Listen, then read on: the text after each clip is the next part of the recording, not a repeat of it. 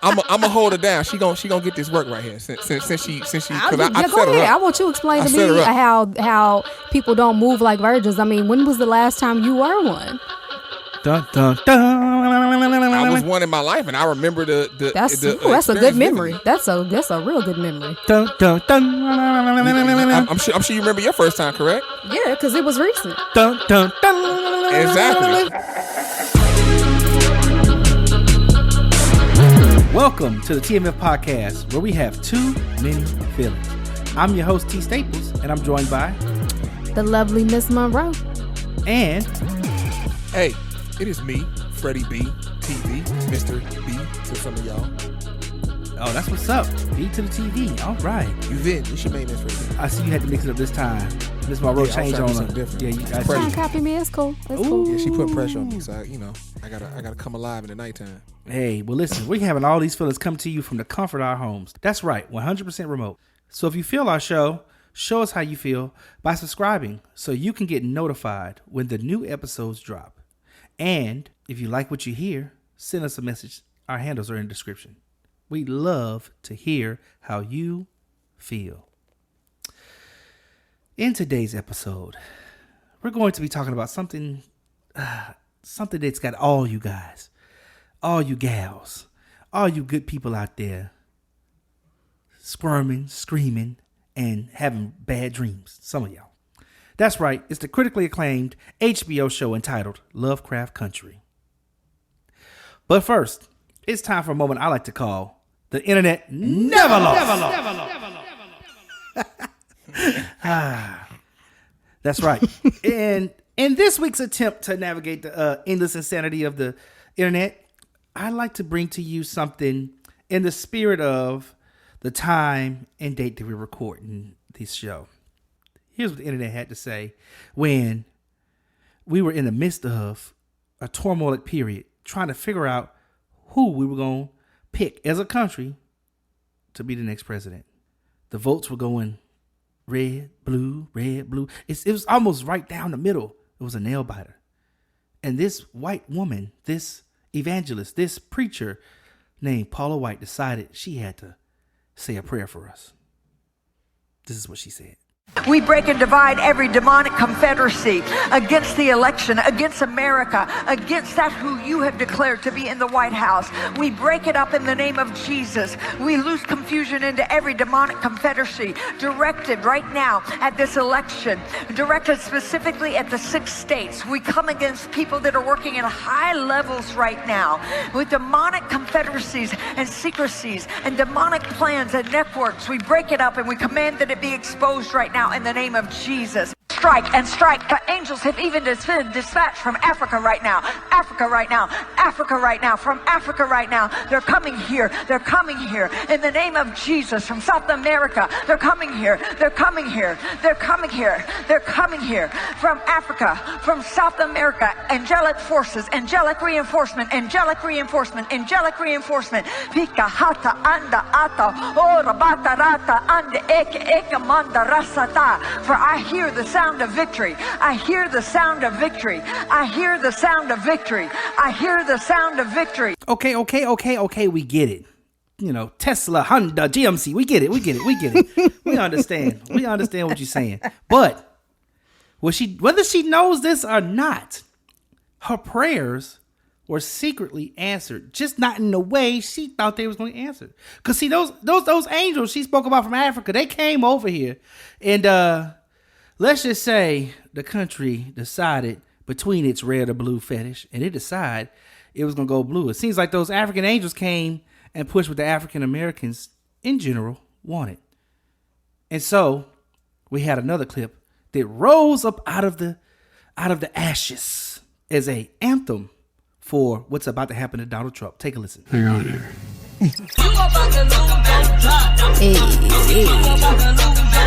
That's right. That's right.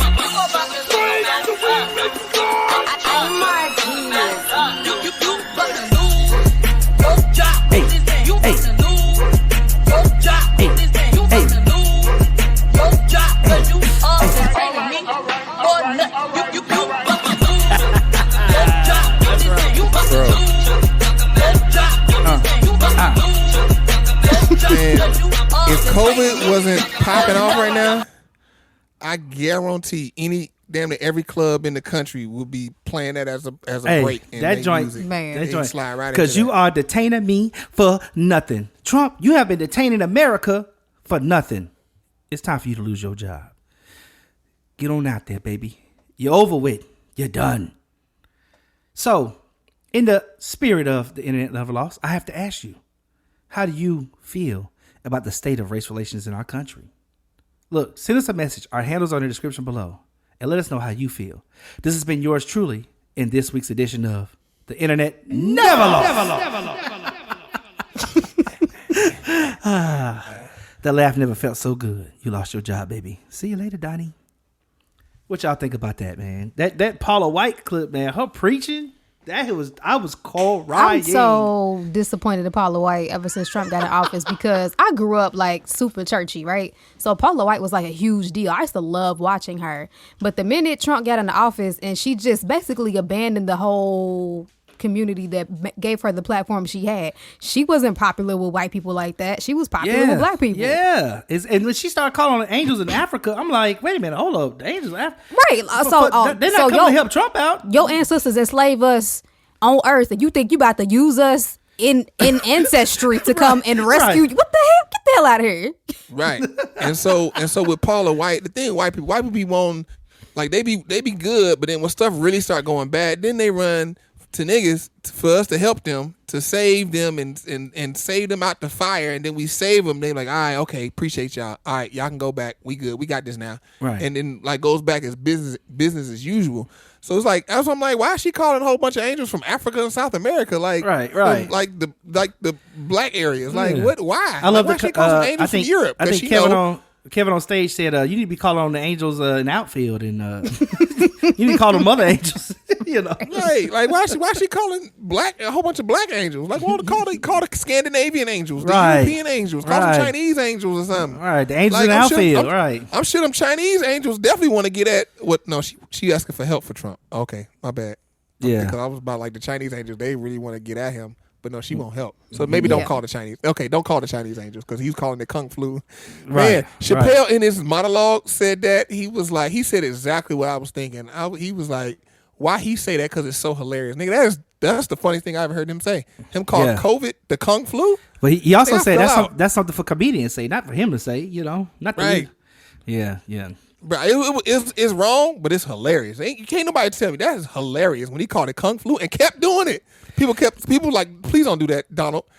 Look, the Kung Flu is killing us. Donald, don't do that. Yeah. I mean, but it's the Kung Flu and it's killing us. Which is why, part of why I even played these clips, because, to tie it to what we're going to be talking about today in television, I guess you could still call this television and streaming, but in television, HBO show, Lovecraft Country, dealing with, racially charged like type individuals and situations, and like, Donald Trump is a prime example of that.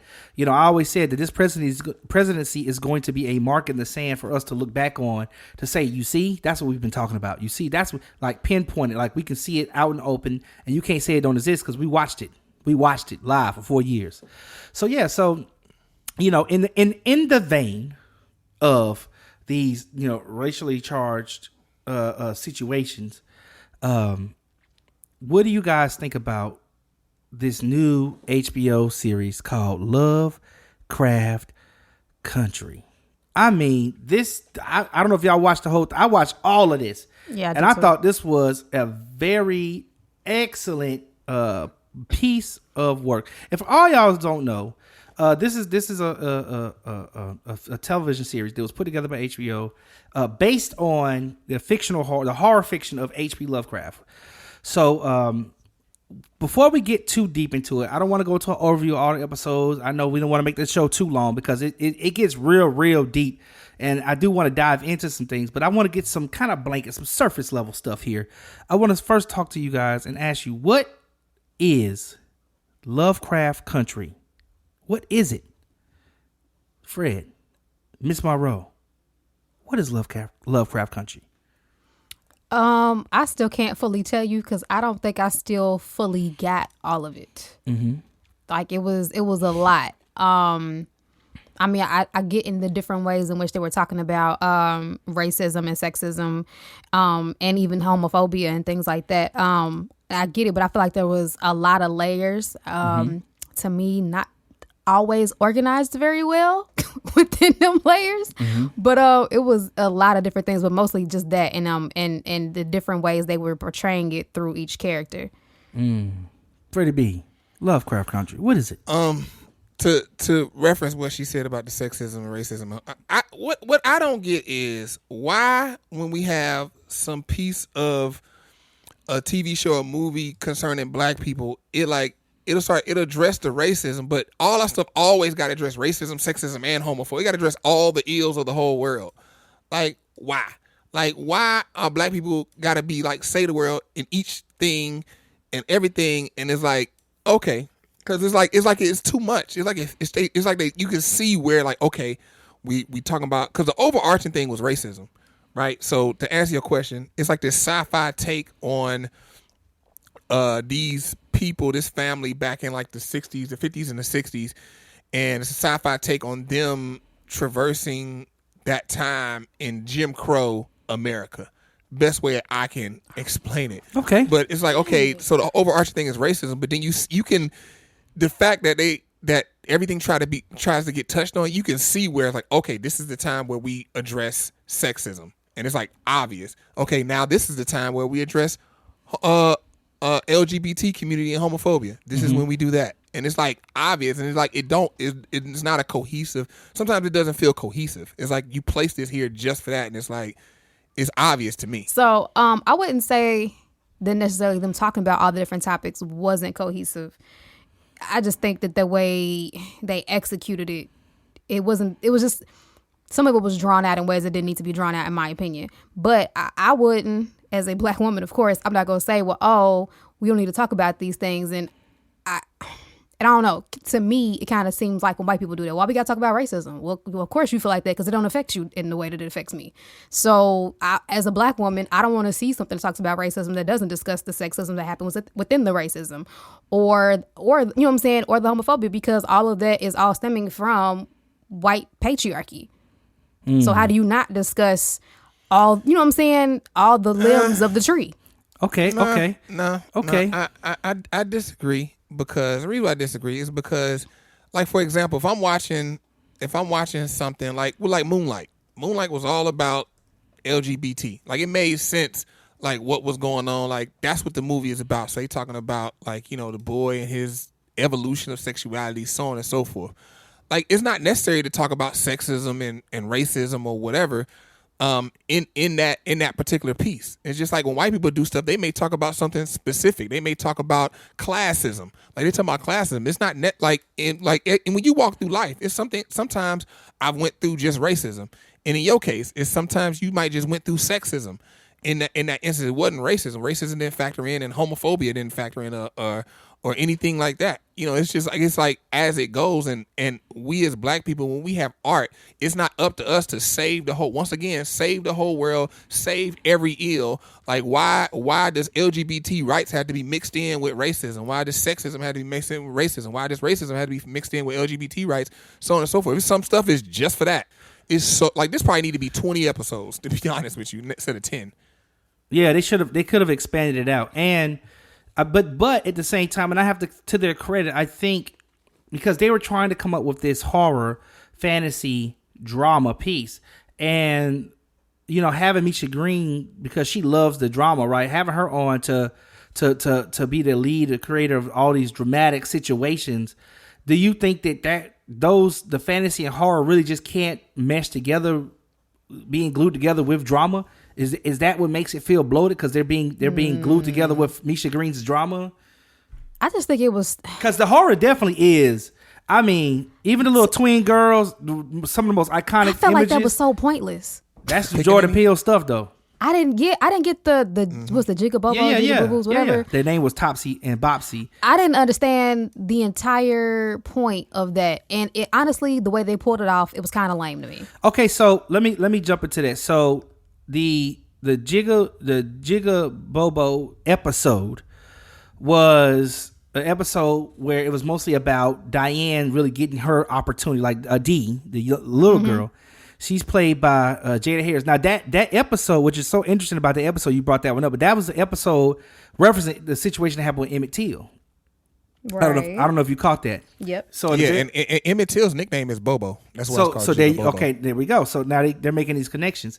But what it was that they were trying to kind of relate to this whole area, give you this whole idea of the fact that this thing happened, but there was a family. There was that Emmett Till had a family. He had a best friend.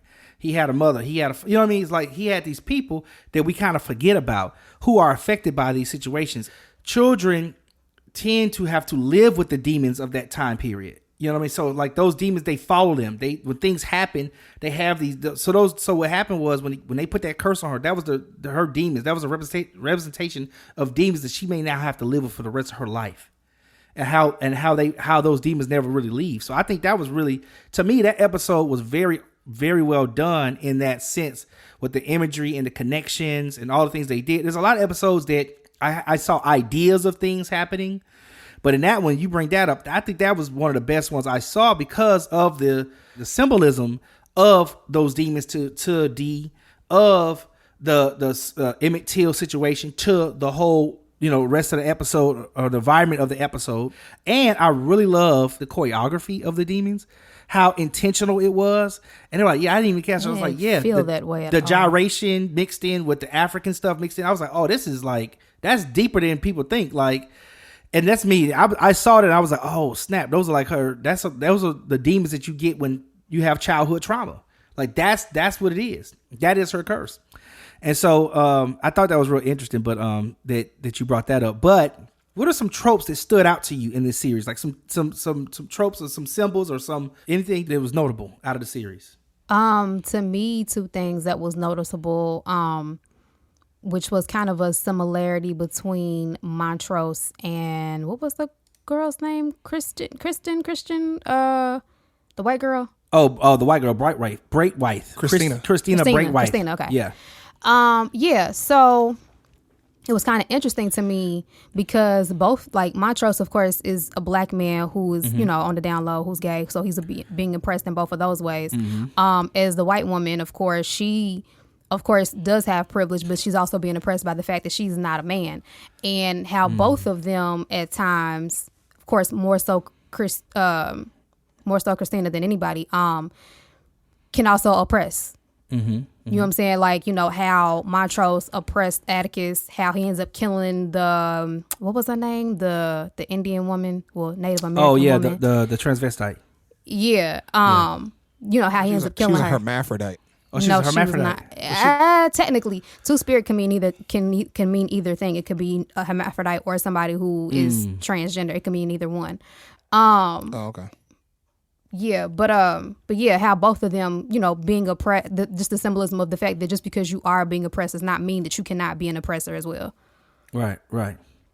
But at the same time, Montrose's whole thing is kind of like it's a very interesting symbol of our parents, right? Of our ancestors, not just our parents, our ancestors. They try to instill everything you need to have. They try to teach you the lessons or whatever, but sometimes even their best it doesn't hit the mark. You know what I mean? Like even what they left us does not hit the mark. And I think that's kind of what his character symbolizes. Like he was just doing his best, because this whole time we're watching it, we're seeing this turmoil between the two of them, right? We there's some kind of twist and turn between it. And spoiler alert, if you haven't seen it, spoiler alert if you haven't seen it. I said it twice. It's a little late for the spoiler alert. Hey? Well, no, but this is a spoiler. This is a spoiler because if should have been held up on this episode, because we find out that there's potential that Montrose is not, in fact, Tig's father. And I'm mad they didn't fully explain that. But that was his son, and he still was, and he showed him in the episode that, you're my son. I still want to try to teach you. I made sacrifices. And as a matter of fact, he said something. I think the quote was, I wrote my quote because I wrote that quote down. It was, right. Oh, when they was looking at the scene. So going back to them looking at the scene, he said, saving Thomas ain't going to change much. It is the first in a long list of sacrifices to be your father. Mm-hmm. So if you think about that goes back to my conversation about, like, with the ancestors. things that they did, like they made these sacrifices, so some of those sacrifices may not have paid off the way they hoped they would pay off, and some of them have, like voting. And so I think that's like that allusion back to the whole racist, this racist world in which the whole piece is set in. And it's set in this Jim Crow world. So you got to understand, like they're trying to make all these choices inside the world. So, okay, so your trope.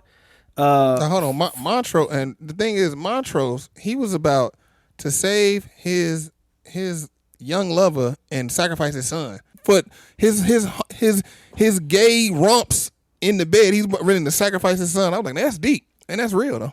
No, but I think, and maybe we saw this in a different vein, because it sounded to me when he said saving Thomas ain't gonna change much, he was saying saving that boy, even though that is my lover, is not gonna change much, because I made more than just that one sacrifice for you. That's just one of a line of sacrifices. Now, Freddie B, I want to go back to my question though. Tropes. What are some tropes that stuck out to you?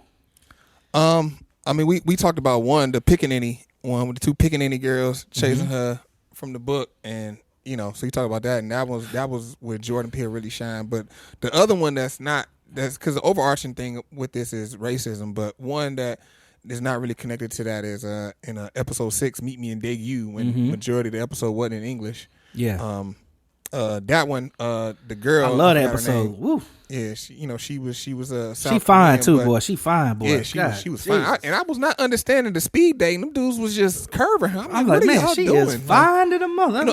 Other than her being a succubus and killing you after you nut, like she is. Jamie Chung is her name. Jamie Chung. Yeah, man, like Jamie Chung. Like Lord Jesus. Man, she was a nice one. Like I probably would have messed around and died. She was right because I'd have been at a little speed dating. So wait a minute. Now she said this in Korean, but it translated to, would you be willing to die to fuck me? So it sounds like, Freddie B, the answer for you is you would. No. And now if you tell me that, then she like, says hey, it. She says it. She says, would you be willing to die? Yeah, to fuck me? She said that to one of the guys. I'm talking about the other dudes who she never said it to, and they just got to the crib. Like the one dude, the business dude that went there, and she busted him up with the tails. But like that trope, that one really caught me because Atticus was, when they was about to do it, he was a virgin, apparently. I was like, he a virgin? Like, is this for real? But he was crazy, right? Him in the army, right? I was like, how you? Yeah, okay. Yeah, he was a virgin, but but then that's the thing. Like, also in the movie, like, I mean, in this show, I told you it felt like a movie, like a long movie. I told you. Yeah, like Atticus and Letitia, they both were virgins at the time that we see them have sex, but neither one of them moved like a virgin. They showed like, up. Neither one of them, what does that like, even mean? I was waiting on Miss, because you knew I was gonna say something. What does that even mean? I was waiting, and the thing is Miss Monroe took my bait. So now let's have this conversation. Are we breaking off, Mr. Moderator? Are we breaking off? No, go right ahead, because it's actually I got some more questions for y'all, so I'm gonna let you finish with your trope, and let's go ahead. Okay, so the thing moving. So she said, "What does it mean by moving like a virgin?" Right? Is that your question? Yes. Okay, so a virgin. If you're a virgin, that implies that you've never been involved in sexual activity. Correct? Are we correct? Correct. Then? So that means that you're a rookie. That means you're a rookie when it comes to sexual activity. You are a novice. You know nothing about sex. Well, correct. Well, maybe outside of what you've seen. Right. Seen or read. Seen or right. read. Stuff you've heard somebody say, you've seen in a movie, right, or you read in a book that is probably some fiction. But the nitty gritty details you don't know because you've never been there. And so then also having sex is a big thing. Do we all agree? Do we all agree it's pretty big? Well, is it? What do you mean by big thing? Like, you mean your first time is a big thing, or like just sex in general? First time sex in general period. Is a big thing. Sex in general, I would say, is big, but then even more so, your very first time, like you're breaking the threshold figuratively and literally as a woman. Oh my God. You're breaking the threshold. Oh my God. Well, I guess for me, it's more like working out. Like, it's like routine. What I say about routine. that is, but like obviously we speaking generally, there are some people out here who just totally just like they have sex with anybody. It means nothing to them. They just give their body and share it with anybody, anywhere, however they feel. Exercise my sexuality, and this is what I want to do. It's a hobby for me. But generally speaking, it's pretty serious. Okay. Right? I could agree. I could agree. I agree. I agree with just about everything you said except for that threshold part. What's about the threshold? You broke the threshold? You don't like go Yeah. past it? threshold? Yes. Figuratively and literally? There's no Yes. threshold there? You mean, what you mean? Like, it's nothing? You disagree with that? Yes. How? That whole popping the cherry thing, like that's such a misogynistic thing that does not exist. That does not happen with every woman. It happens with most women. I'm speaking generally. No. And I said first thing I said was figuratively. You got stuck on the literal part. See that? But you did say literally. You said figuratively I and said literally for the women. You didn't say that for men and women. You said it for women. Right. But what was the first word I said? Figuratively, but you Right. distinctly othered women and the fact that it's literal Right, for us, but it's not true. Because with men that they will never break anything. It's never happened with any man ever in life. But with women that does happen. Would you agree? Not that often. Not that often. So No. she does agree because she said not the opposite, Right. which means it happens Right. sometimes. So it happens. That's Occasionally. something that's known. So so people But it's- say you go horseback riding, you stick a tampon or whatever. Yes, if you stick something up there and then break that threshold, the point is every woman has a threshold that will be broken. It may or may not be broken through sex, but it can and will be broken in some form of fashion. Right? she Right, ain't feeling exactly. you. So- She just gave you. Right, right, She's just right. Because she trying to maneuver here, but I won't let her maneuver. You see what I'm saying? I won't let her maneuver. So that's like a thing that some women do it like they. I hear it a lot. She a lot hit of the women breath spit- out. She exhaled with the. Yeah, I heard it. Yeah. Because I'm gonna hold her down. She gonna get this work right here. Since she. Because I Go set her ahead. up. I want you to explain I to set her me up. how people don't so- move like virgins. I mean, when was the last time you were one? Dun dun dun. I was one in my life, and I remember the That's the that's a good experience memory. vividly. That's a real good memory. Dun dun dun. I'm sure you remember your first time, correct? Yeah, because it was recent. Dun dun dun. Exactly. So Thomas, tell do me you remember your first how time? virgins move. Tell me, because Actually, nobody okay. ever even So know. listen, I remember my first time. Exactly. I think I was in 7th or 8th Hold on, grade. wait, Thomas. We're not You know talking what I'm about the saying? actual acts. my We're bad. not talking Okay. about that. We're not talking about the acts. So here's the I was thing. about to tell y'all a story. Right. So here's what I mean by moving. So any human, if they do something that's big and that's monumental, that means something in some degree to them, and it's their very first time doing something, they gonna move a different way than when it's their 100th or 50th time doing it. Right. So like now, like because it's like your first time doing anything. It's like riding a bike. You're gonna wobble the first time, but then after you get used to Right. it, you're gonna hop on You're it not and you're gonna gonna- be steady. you're not gonna move with confidence. You're not gonna move sure. Like, okay, I know what I'm doing. I know, okay, boom, we do this, boom, boom, boom, boom. So what I'm saying is they were moving like they already knew what they was doing. They moved like, okay, this is how this go. Boom, I do this, I flip you up, I do this. If it's your first time, how do you don't know all these things to move so surely? That's not realistic. But in those So scenes, though, like So what you saying? in the bad scene acting? in no, but in the 6th episode with Atticus and his first time, she was like what's the girl's name? What was the chick's name? Yeah, with a Gia, whatever. Gia. She was, as you could say, the aggressor and more in control as far as that goes. Right. And the same thing with Letty and Atticus. You know what I'm saying? When it was her first time, he was the aggressor. So that still doesn't, to me, say that either one of them was moving. No, that's not what I said. That's not what I said. See, you're saying something different than what I'm saying. I didn't say Atticus. I didn't say the virgins were aggressors. I never said that. You said they were moving in a different way, but they there's weren't nuance. acting. Are you familiar with nuance, Miss Monroe? Are you? Dun, dun, How you dun. answer a question back? Yeah, I'm familiar with nuance. I'm asking you, are you familiar with nuance? Because that's what I'm speaking about. Okay, go ahead and speak about it then. Are you familiar with nuance?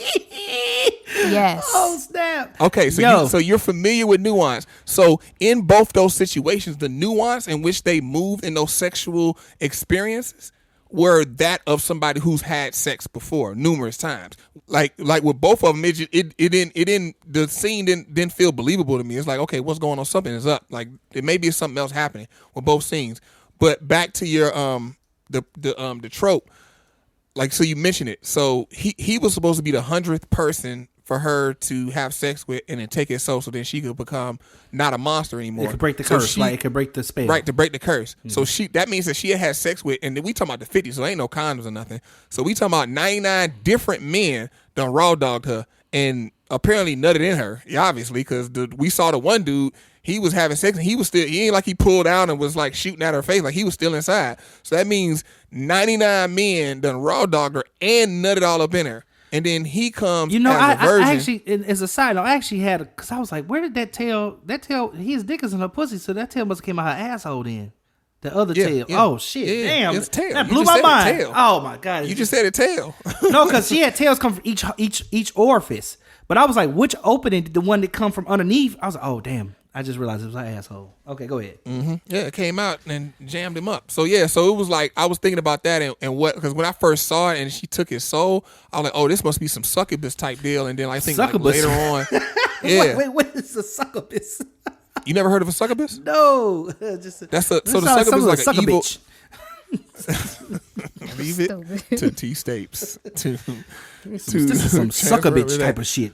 Shit you see on but the yeah, the succubus spirit is one of it's like a female spirit who drains the soul of men playing on their wholeness. Gotcha. And so that's the idea of the Komodo itself in this sense.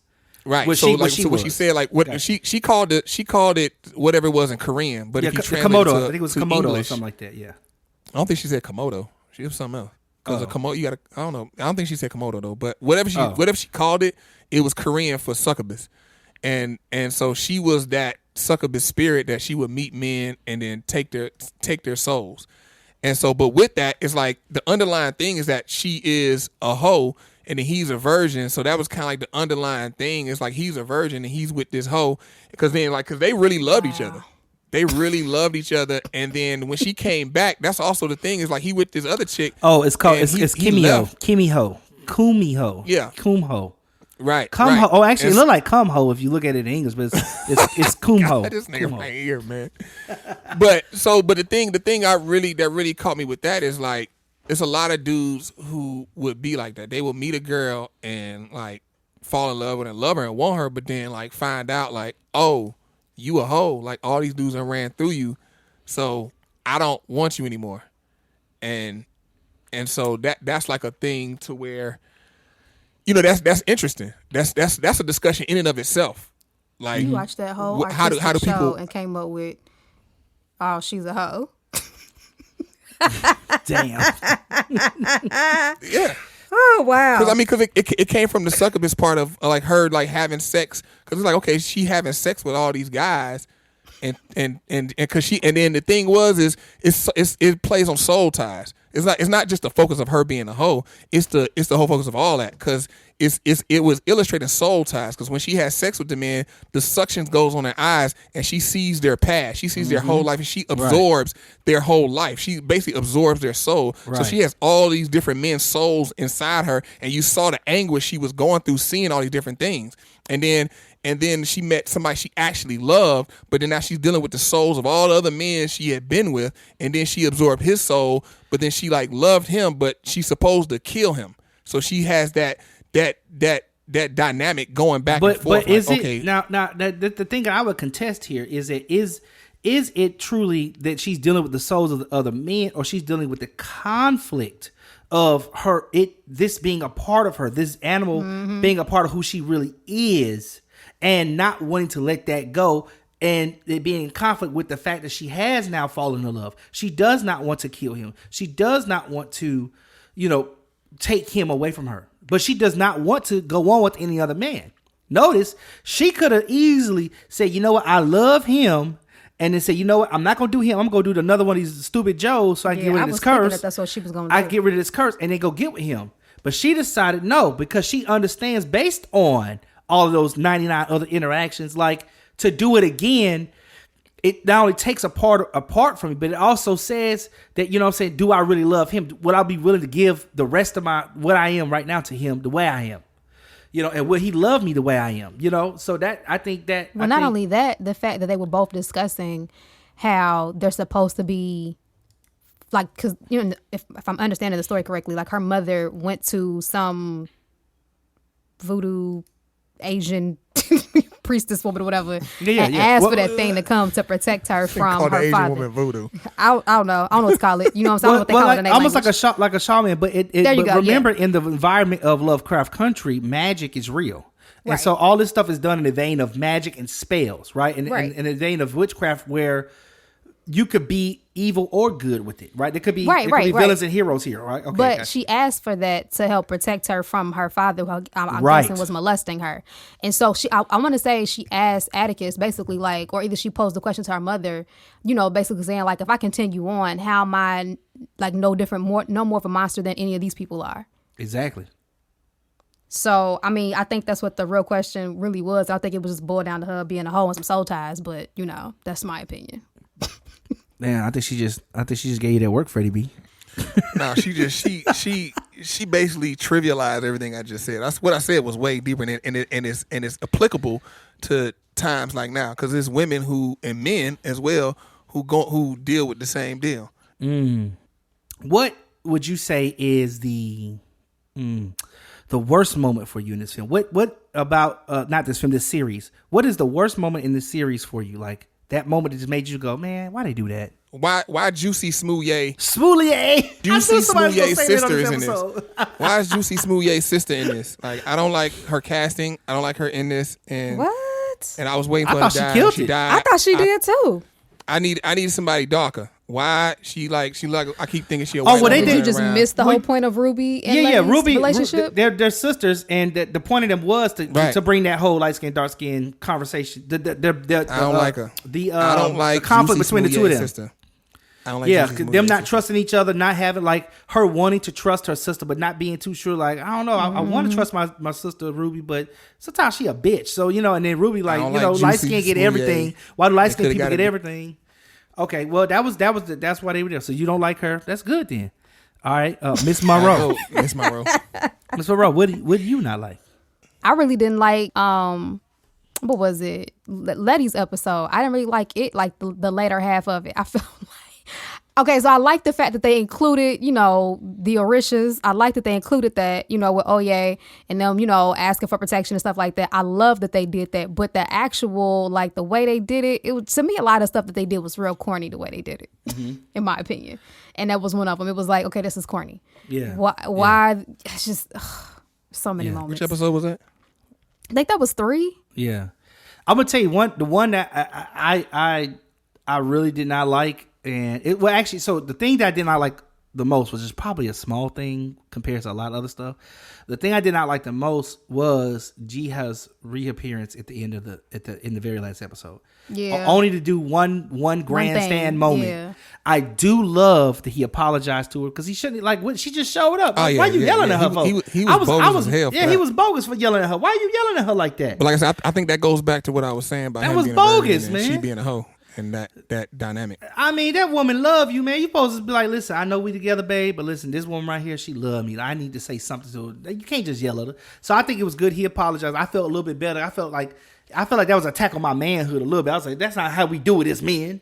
You know what I'm saying? You don't just tell your hoe that you don't just yell at your hoe like that for no reason. You know what I'm saying? But anyway. You like the hoe. Well, because she's a Komodo. I keep calling her Komodo. She was a cumulo. And I didn't understand why Letitia went off on Atticus when she came back. Like, what was all that for? Like, I just chopped that up to, it's some old... That was dumb as hell. Like, I mean, technically, no, because she had been calling and he had been calling her. So, like, it's like, something was coming. You knew something was after you. And you ain't tell us. And everything we'd have been through, nigga, tell us. Well, Atticus had a problem talking, period, through the whole series. I don't understand why he kept... But that was actually another thing that we should that kind of got solved also in that episode with him and his father. When his father finally got transparent with him, it was something that he should be doing too. It's like, listen, this is part of our problems. We need to be more transparent with each other and telling our stories so that we can pass things down, so that we can know why these sacrifices have been made and where we have gone wrong. But that would be the number one thing I hated. Her coming back in episode number 10, I just felt like it was kind of a throwaway. It was just like, okay, I got it. We can put her in. She can save the day. Run to the darkness. Right, she can save the day. Like, what? And not only that, I just hated the whole ending. Like, I was just so mad about that. Yeah, I feel like they could have saved him. But and then there was another moment I did not like, but it was more on the trope side because I didn't respond on the trope question, but it was more on the trope side. It was the symbol of Atticus' penis being a snake. That messed with me a little bit. Like when I seen that, because I was like, I don't like snakes. First of all, I don't really like snakes at all. And then it's like, why they got to make the black man's penis a snake?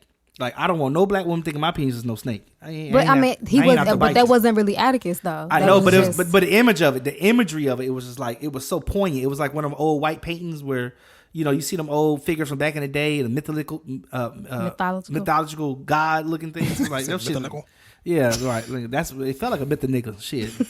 I didn't know what that was. So anyway, those two are like, okay, so we got that out of the way. We know what we got our big moments we really just did not like. Okay. So now I want to ask y'all something about the overarching themes of the series. And what we did like. Well, I mean, because if you want to go there, I mean, it seemed like so easy on the surface. But yeah, if you want to talk about, let's talk about it. What did you guys like about this series? Episode 9. Go ahead, Fred. What was in episode 9? So the Tulsa episode is what I really liked because we've never, we don't have like movies or anything. We just, if you know type deal. But a lot of white people don't even know about it. And it was just interesting. This was my first time actually seeing it in art, like seeing on TV, seeing like a depiction of it. And well, I mean, if you watched Watchmen, because Watchmen was based off that, like the whole first episode was that. It's about Tulsa and just seeing the carnage and how they blew up stuff and all that other crazy stuff. And white folks was mad because they was expecting Watchmen to come out. Yeah, I heard about that because I've seen Watchmen the movie like back in the the original movie that came out back, and they had nothing to do with like racial things. So I heard about like it dropped and somebody was like somebody black was like, oh yeah, that's great they did that, woo, and then the white people was really mad because white people hate seeing like stuff in the past, like how bogus they were. It's like, okay, why y'all can keep reminding us? It's over with. Let's move forward. But yeah, we got it because we haven't moved forward yet. So let me remind you. Exactly. So this is my first time seeing it in because I haven't seen the Watchmen episode, but then the Watchmen episode is very recent. Like like we haven't had like Malcolm X, all the different stuff. We've had multiple movies and shows about it, but Tulsa Massacre is like just now, 2020 stuff just dropping. So that was that kind of like it hit different. Okay, on to what I liked. I'm gonna be the girl on the show. Do your thing, girl. You are the girl on the show. You are the girl on the show. What is new? What is new? But like for real. Okay, so like Jonathan Majors is like the perfect combination of Hands Ugly. Hands Ugly. Wait a minute. Hands Ugly. Hands ugly? I see where she going. I see where she going. Okay, go. I think I agree. Hands are ugly. Okay. You said you think you agree. Yes, I agree. Yes. That's funny. But yeah, he's the perfect combination of Hands Ugly. Like he's handsome, but still kind of ugly. That's an actual term. I thought you meant his hands was ugly. Like, I think that's something she made up. I think something she made no, up. That's a real thing. Ask a woman. Ask a woman. That's a real thing. When she said that, I was like, she was looking at his hands the whole time. Like I didn't know you would be looking at this man's hands like that. I was looking at my hands. Like, my hands ugly? But I definitely enjoyed watching him, especially with his shirt off. That was nice. Right. That's when he handsome. When he get naked. No, because even with all he like. So when I mean hands ugly, I mean like okay. So this is a weird theory of mine because I don't really date pretty boys. But there's a lot of dudes I went to high school with who was fine as hell in high school. They are ugly as shit now. But it's a lot of hands ugly dudes that are the same level of hands ugly even 15 years later. So my thing is that at least if you get involved with a hands ugly dude, you know exactly what he gonna look like. He gonna stay just like that.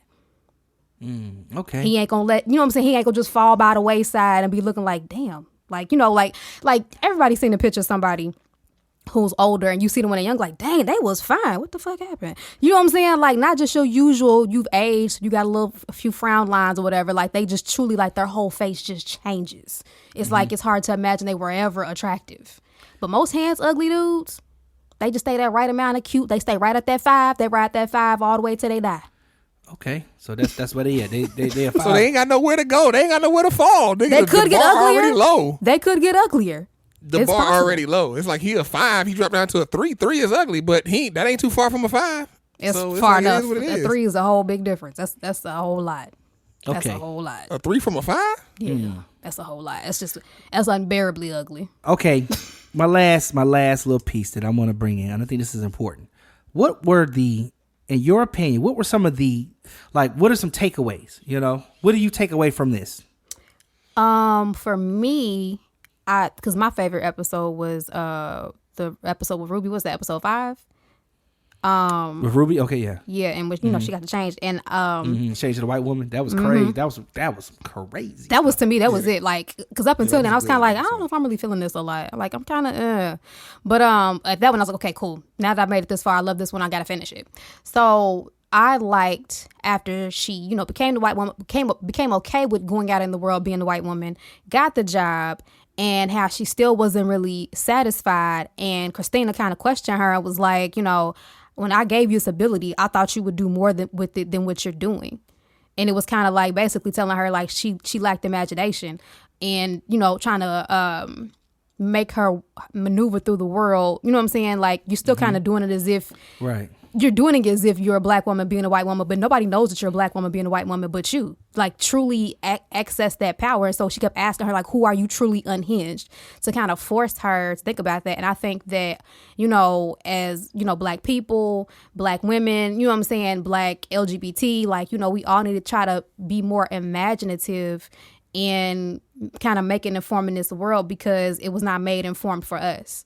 So instead of just trying to, because I mean we do that a lot, you know, like black people do that as far as like, oh, when white people do this, when we get our chance, we gonna do it, and basically be unimaginative and just become the oppressors. You know what I'm saying? You just want to replace them. Like be more imaginative and do something way bigger than just that. So that leaves me with a question then: how do we raise free black kids in reality? Something people could think about. Freddie B, what is your concluding thoughts? My concluding thought, one thing we didn't touch on, this show has a lot of Christian undertones. They talk about Adam and Eve, all the different types of stuff. But yeah, the words of Adam. It was in Adam's language. Right, Adam's language, and then like it was that one part when the Christina's dad was doing the thing, and then the Garden of Eden started to come through the portal. And then it was just, you know, just throughout they would drop different Christian imagery, and I think, you know, because me being a follower of the religion, it's interesting looking at those different things and seeing how, we'll say Hollywood, for lack of a better term, uses those things to add more mystique and add more to lend credence to different stuff. You know what I mean? Because all those euphemisms they used that were in Christian origin, they could have just made up something and did something, but maybe it doesn't hit different. But then when you put it in there, somebody who doesn't know about Christianity, who may just, you know, you might just have a passing knowledge, like, you know, about, you heard Jesus, you heard God, but you don't go to church and nothing like that. You see this, you're inclined to believe that some of this stuff is actually in the faith. And like, for example, it was episode 9 where they in the burning house and they start reciting the Lord's Prayer. If you notice, they start the very first couple of words and then they just cut it off and they go into somebody else talking in the background. And if you look at it, you see like, oh, okay, that they want just enough to have a connection, but not enough to really connect and have that power in the show. So that's one thing I noticed throughout the episodes. But overall, my overall takeaway from the show is that I think that there's something good here. It's good. And they got to where it was good, and they added so much more, and it became bloated. It's like, you know, if you got a good cake and then you put more frosting and more chocolate chips on top, gummy bears, and you put all your favorite candy on top, and it's just like, oh, nigga, why did you put all this on this cake? It would have been good. I like gummy bears. I like chocolate chips. I like sprinkles. I like cookie dough, but I don't like it all together. You know, that's the feel I got of this.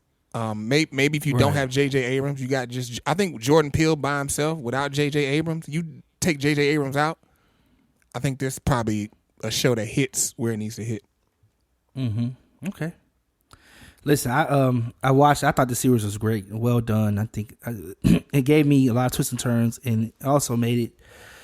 It gave me something that I felt like I need to watch again and again just to get deeper and deeper and get more connected with what they did. But some of my takeaways from it were simply this: that this show lets us know that to be a hero, it really takes a lot of work. It takes a lot of work to be a hero. These people, you know, they have what is considered white people stuff, right? It's considered white people's magic. And they find out that it actually brings up the question, like, what is the idea of white people shit? Like, it actually brings this question to the forefront. And the magic goes from being white people to ours. But it was ours to begin with, based on the ancestors, you know? And so it takes a lot of work to really be a hero, because you have to go through all the things that you need to discover what it is you need to have and what it is you already had inside of you. The same thing that Atticus's mother said, everything you need is inside of you, right? She says that too in one of the episodes. The things you already had are there. Almost to Miss Monroe's point of, you know, just being able to imagine, right? To be able to know that we can change our reality and be something different. We got to be able to imagine something different, and it has to be big. And it brought up two other points, and I really got two other big themes from this, which were like every revolution that has actually changed something in history has not been peaceful. Them addressing situations with Tulsa, addressing Emmett Till, like in each one of those movements that came as a result of those horrific things, you realize, like, wait a minute, if you look at history, every time something changed, it was a fight to get it done. It was a fight to get it done. And it kind of made me resolve on this idea. To be black in America is really to live in a horror movie, or in this case, a horror show. Listen, it seems we have too many feelings about Lovecraft Country. Amen. Too many feelings. So send us a message. Our handles are in the description. Let us know how you feel about Lovecraft Country and anything we had to say here on this show. Subscribe to the show. Subscribe to the show. Thank you, Freddie B. Subscribe to the show. We love to hear your feedback, so send us a message. And listen, this has been a good one. Thank you, Miss Munroe. Thank you, Freddie B, for bringing yourselves to the table and to have different conversations and to check each other when we need to check each other. You know what I'm saying? I love it. This has been a good one, y'all. I've been here with the lovely one and only Miss Munroe. There she is. And the handsugly Freddie B. Right. Check your hands, fellas. Check your hands. And listen, I'm yours truly, T Staples. And make sure you catch us next time when we have too many feelings. Peace.